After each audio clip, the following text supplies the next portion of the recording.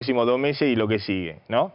Pero bueno, hoy el principal candidato de la oposición hizo una exposición contando estas cosas económicas, hablando económicamente. Se regodeó con eso porque es su especialidad. Y hay una parte importante de la sociedad que lo acompaña. Digamos, ¿qué está pasando? Digamos? ¿Cómo ves que la sociedad está enfrentando este proceso electoral? Donde una parte importante, y tengo entendido también de los sectores más humildes, está viendo perdón, una salida en Milei, no en el peronismo, que habitualmente era el que ofrecía ese tipo de salidas a la crisis. ¿Estás bien? No. No. Toma un poco de agua. Te agradezco. Toma un poco.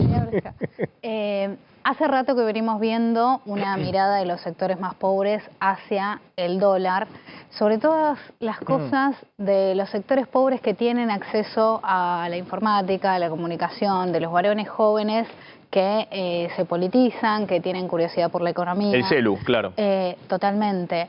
Pasaron varias cosas. En primer lugar, las familias desde hace rato tienen una especie de lo que yo llamo aclasamiento, que es que cuando empieza a acelerarse el proceso inflacionario en Argentina y pasamos de tener 2 o 3 puntos mensuales, que es una inflación que también es un montón, pero que los argentinos piloteamos con mucha más cancha porque tenemos casi cultura inflacionaria y nos llevamos bien, o por lo menos la entendemos, pero cuando pasa a ser 8 puntos empieza a ser otra la relación con el dinero.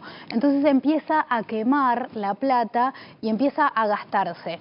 A todo esto acumulale un contexto donde la casa es imposible, el auto es imposible, entonces un montón de cosas para las que se ahorraba se ven tan lejanas que no tiene sentido ahorrar, se compra, se gasta y 10 días, 12 días, 15 a toda furia, se vive a pleno, se consume, se sale a comer, se compra, se llena la heladera, todo lo que vos quieras. La primera quincena del mes. Y los otros 10, 12, 15 días, dependiendo cómo seas, o 18 días, incluso algunos tienen más fin de mes que mes recién cobrado, y la piloteas como podés. Eso lo empezamos a ver hace un año ya.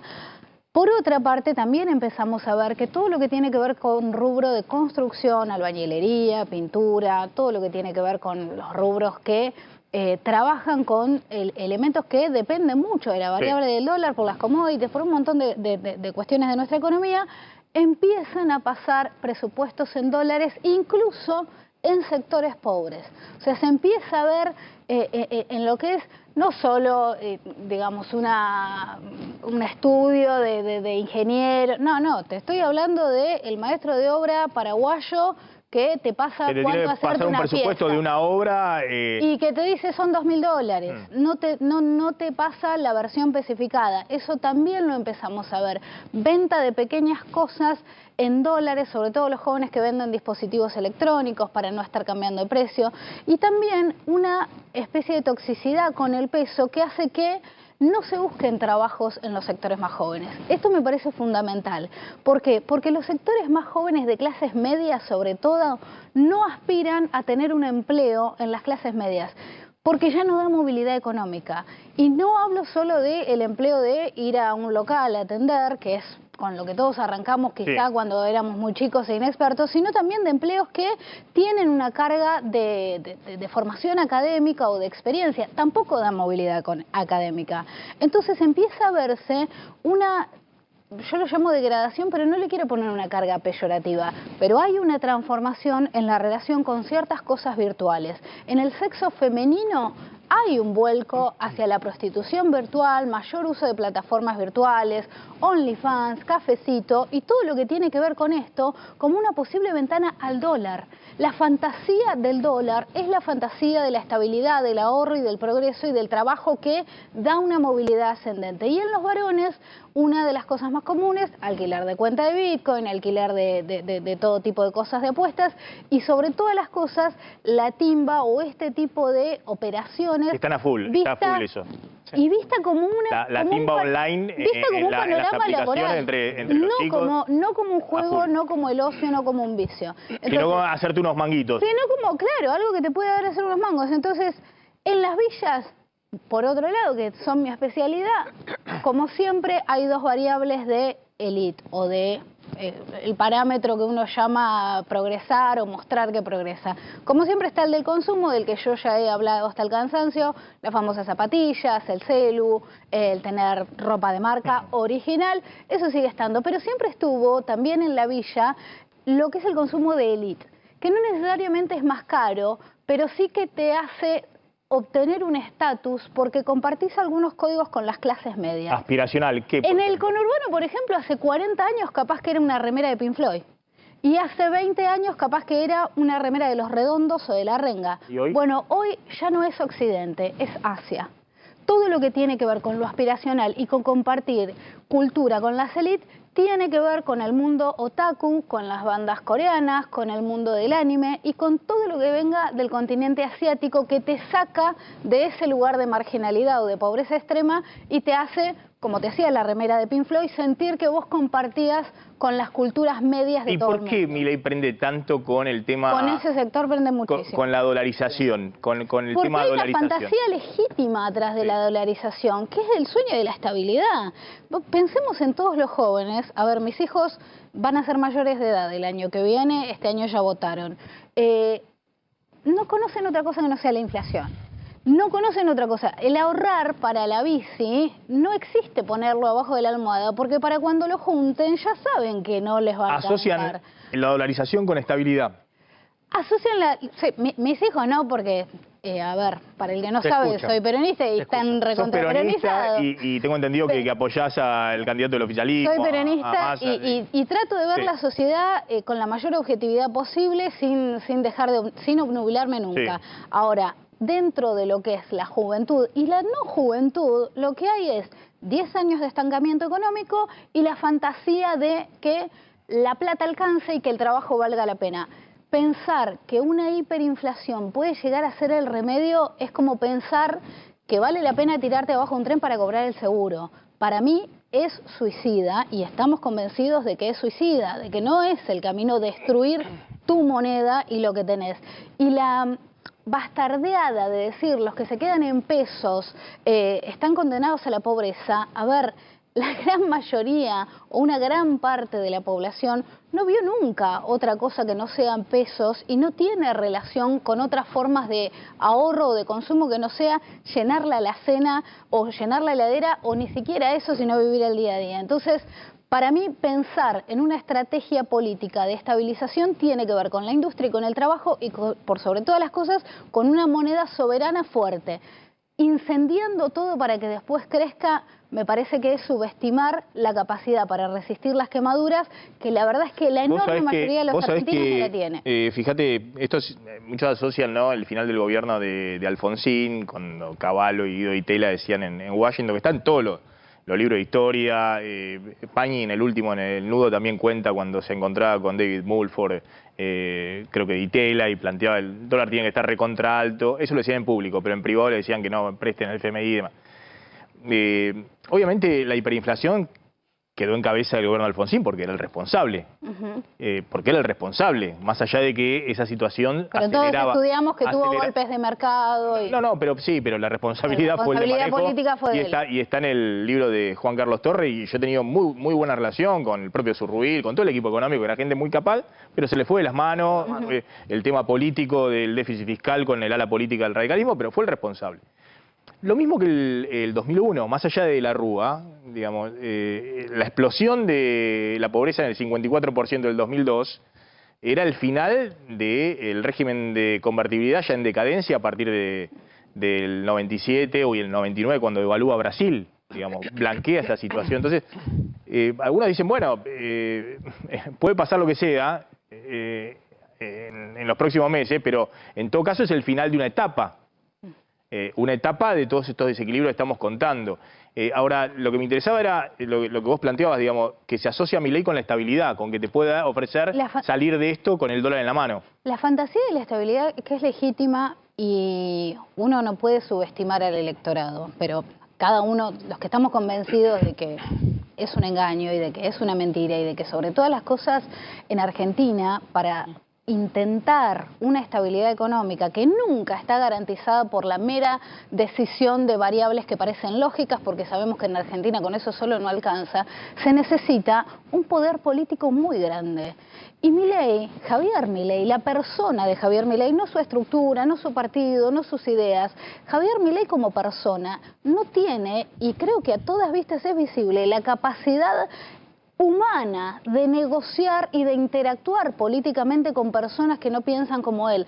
No tolera una conversación en la que es interrumpido. Entonces, una persona que no tiene habilidad para conversar, para negociar o para llevar adelante un acuerdo mínimo con personas que piensan distinto, no puede ni siquiera fantasear con llevar adelante la política nacional argentina, que ya de por sí... ¿Y por qué crees que todo eso que la dirigencia política menciona como un déficit, para gran parte de la sociedad es una especie de virtud? Porque todo lo que esté asociado a la política... En especial los jóvenes. Porque todo lo que esté asociado a la política y al poder político hoy es negativo. Y por eso el peronismo está en problemas, y por eso los partidos tradicionales están en problemas, y por eso Cambiemos, siendo oposición, no pudo capitalizar ese electorado. Porque si la política es mala palabra, tener poder político entonces es estar constituido por todo lo malo, y aparecer como la antipolítica haciendo lo bueno es ser el salvador. Entonces hay una gran parte del electorado con muy buena leche, con muy buena fe, que no son los morbosos, que me consta que los hay, los morbosos que quieren que se dicen de todo. No, hay mucha gente que lo ve como un salvador, como alguien que puede sanar este país, y es por la visión demonizada que tienen de la política, que tienen todo el derecho a tenerla. Ahora, los que intentamos entender un poquito la política y los que intentamos estudiar un poquito la economía, tenemos la sospecha de que cuando hablamos de hiper, de que cuando hablamos de una corrida cambiaria y bancaria, con lo que eso constituye en la historia reciente argentina, no estamos hablando de una joda o de que el peso se me devalúe. Estamos hablando de familias yéndose a la quiebra, de tipos suicidándose, de familias que no tienen para darle de comer a sus hijos, y de toda una transformación social que hoy no está viviendo la Argentina. Porque aunque nos encante sobreactuar pobreza y aunque lloremos inflación todas las semanas, que efectivamente la hay, la Argentina no está tan mal, y a todas vistas está que se puede bancar esta inflación por semana sin que estalle todo. Mayra, recién planteabas sobre por qué el peronismo, de alguna manera, y gran parte de la política no interpela a estos sectores que se quedan con Milei. Sí. Vos te autodefinís peronista, sos estudiosa del peronismo.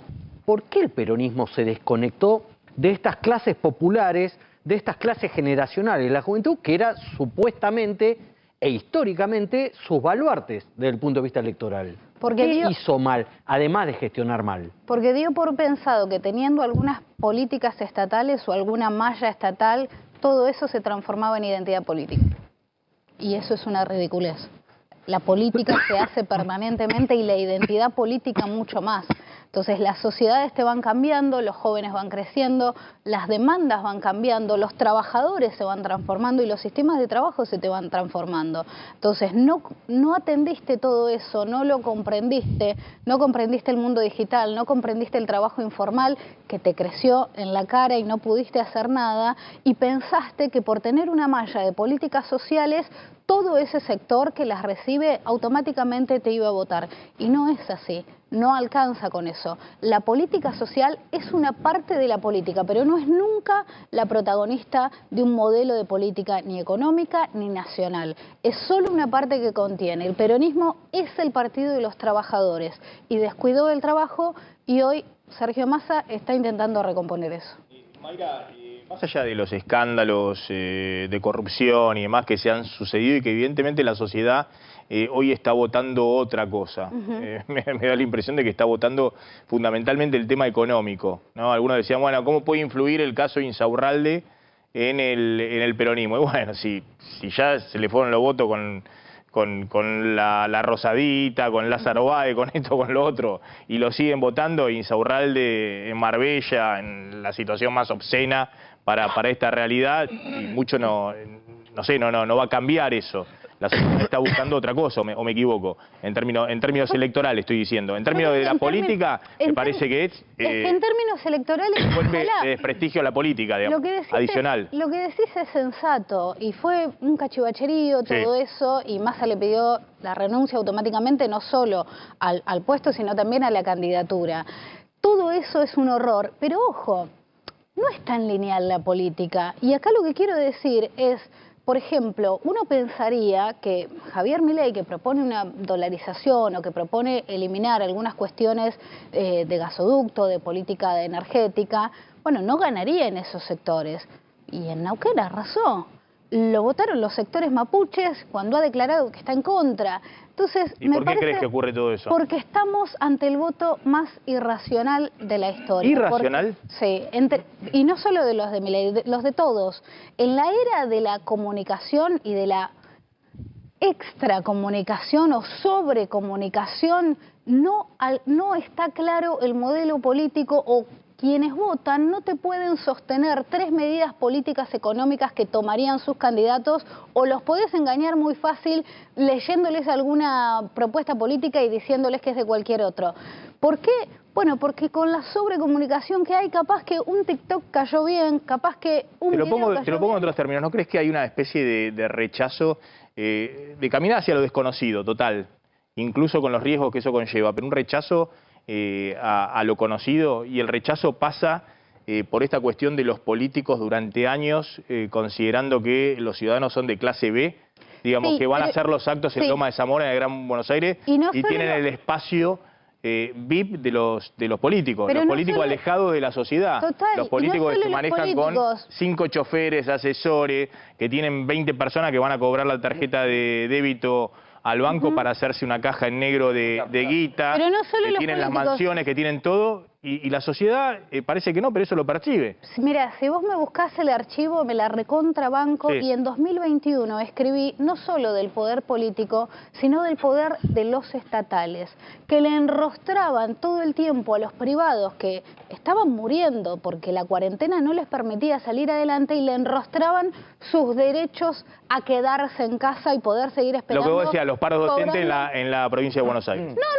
el paro docente, el Estado que podía darse el derecho o el goce del derecho de quedarse en la calle y cobrar igual. El funcionario público que se podía dar el gusto de quedarse en la... Y a la noche el privado que se escapaba para trabajar se cruzaba en el bar al del Estado que no lo atendía de día. Entonces, eso lo dijimos en 2021. Cuando vos generás ese rechazo hacia el Estado, cuando el Estado aparece como persecutor incluso, o como metido en cosas que no termina sumando a la actividad de los privados, bueno, prepárate para que la gente vaya en contra tuyo. Ahora, el resultado político de la anarquía o del anarcocapitalismo que propone Milei se traduce en miseria, y se va a traducir en miseria si llegara a ganar las elecciones.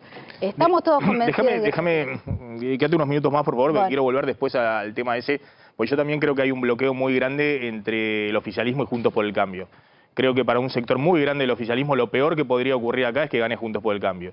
Y para un sector grande de Juntos por el Cambio lo peor que podría ocurrir es que gane el oficialismo. Y ahí se mete Milei. Y para el no tengo duda de que si quedan en balotaje Bullrich y Milei, el peronismo te va a militar a full a Milei, pero te lo va a militar a fondo. ¿Quién? El peronismo te lo va a militar a fondo a Milei. Pero es posible un balotaje Milei-Bullrich pero con una mano en el corazón. Te estoy diciendo la hipótesis, y no tengo duda de que si hay un balotaje más a Milei, que va a haber un sector muy grande de Juntos por el Cambio que va a militar a Milei también a fondo, ¿no? Con tal de que no gane el oficialismo. Pero tengo más la certeza del otro, digamos, de que si hay un balotaje en Milei con Bullrich, el peronismo realmente existente, el de los gobernadores, el del actual oficialismo, el de Cristina, te van a militar a full a Milei. Pero ese escenario de balotaje... Me equivoco. Pero ese escenario de balotaje es muy improbable. ¿Me equivoco de eso? Es muy improbable ese escenario de balotaje. No es improbable. Es muy improbable. Pero no importa que sea, yo te pregunto, estoy hablando conceptualmente. Entre otras cosas lo van a militar porque han armado también mucho las listas. Y después plantean que es irracional, que esto, que lo otro. Están en las listas.